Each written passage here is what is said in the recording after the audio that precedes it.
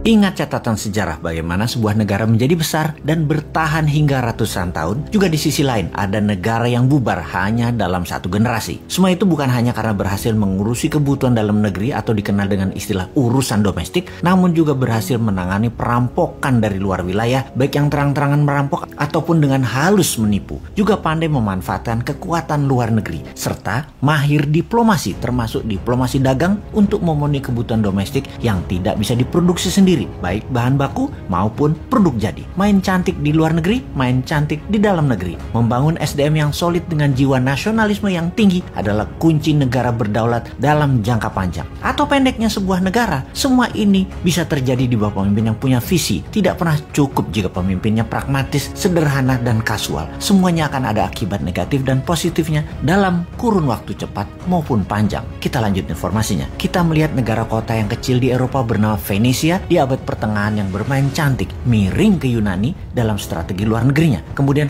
main indah ke dalam negeri dengan koleganza, yaitu equity crowdfunding atau urun dana untuk UKM. Seperti Santara tirulah saat ini. Kalau negara yang terkini, kita lihat Singapura dengan strategi miring ke barat, menjadikan Singapura negara kota yang kuat dalam maritim hub dan financial hub. Menjadikan Singapura negeri dengan pendapatan per kapitanya salah satu yang tertinggi di dunia dengan 50 ribuan dolar per kapita atau hampir 12 kalinya pendapatan per kapita Indonesia. Padahal Singapura itu juniornya Indonesia. Indonesia lahir tahun 45, Singapura tahun 65. Bagaimana dengan Tiongkok? Yang di tahun 1970-an pernah kelaparan dahsyat yang membuat matinya penduduk lebih dari 5 juta. Dan sangat miskin hingga tahun 80-an. Yang dilakukan oleh Deng Xiaoping, pemimpin waktu itu adalah bermain cantik ke luar negerinya. Di mana di tahun 79, Deng Xiaoping memilih miring ke Amerika. Padahal saat itu Soviet, tetangganya Tiongkok, adalah kekuatan yang dikatakan terkuat di dunia dan sama-sama paham bernegaranya adalah komunis. Ternyata benar,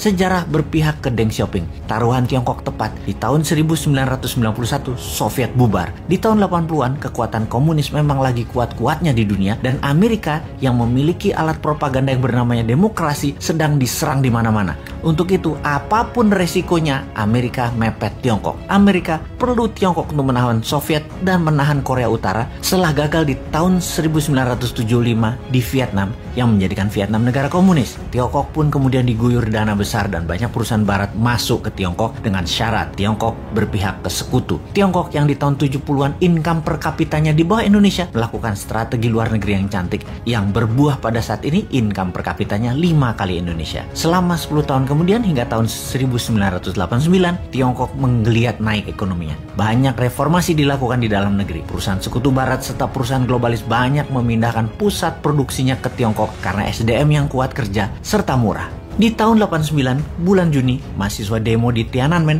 menuntut demokrasi meledak. Efek pemahaman barat mulai masuk ke sendi bernegara Tiongkok. Mahasiswa ingin bebas demokrasi. Deng Xiaoping dilema, memihak barat sesuai dengan perjanjian dengan Ronald Reagan, sekutu barat, atau balik kanan mementingkan dasar negara, sosialis komunis. Setelah adanya secret meeting, keputusannya adalah tetap sosialis komunis dan anti demokrasi barat. Maka disikatlah mahasiswa di Tiananmen Square itu. Sebuah massacre atau pembantaian dengan 10.000 korban mati di saat itu. Efeknya dunia mengecam Tiongkok. Lebih dari 50% perusahaan Amerika dan perusahaan barat menarik diri dari Tiongkok. Namun keputusan Tiongkok sudah bulat. Bermain dengan globalis, tidak bermain dengan negara barat. Dengan membangun semua ke dalam negeri terlebih dahulu. Tiongkok menggunakan ekonominya MMT Michael Hudson. Tiongkok mainkan double currency system. Di dalam cetak uang berbasis proyek, ke luar negeri pakai yuan berbasis dolar. Tiongkok membangun gila-gilaan di dalam negeri setelah memiliki keterampilan yang diberikan barat selama 10 tahunan. Di dalam membangun berbasis printing money. Semuanya tentunya dengan studi mendalam, bukan asal bangun jalan tol saja misalnya, tetapi membangun jaringan sambungan antar kota produksi, pemasok bahan baku, hingga membangun industri kendaraan niaganya. Isinya apa, kemana arahnya, semua dirancang dengan teliti. Efeknya biaya produksi turun, produksi jadi cepat terdistribusi. 12 lapis benefit pembangunan didapatkan. Bukan hanya 2 manfaat didapatkan dalam membangun jalan pakai hutang, yaitu jalanan dibangun ramainya hanya untuk mudik lebaran sebagai manfaat pertama, dan dapat sohor populer